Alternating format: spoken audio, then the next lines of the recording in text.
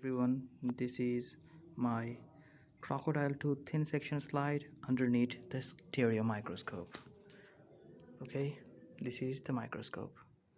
So here I have modified the height of the microscope by this, and the light you are seeing here is the transmitted light. Here you can control the transmitted light. You can brighten it up, and on the other hand you can fix your magnification by rotating this. Okay, so let's see what we can see here.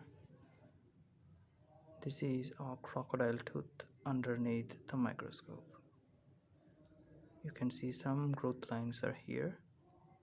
You can actually calculate the growth series of the animal when it uh, was alive.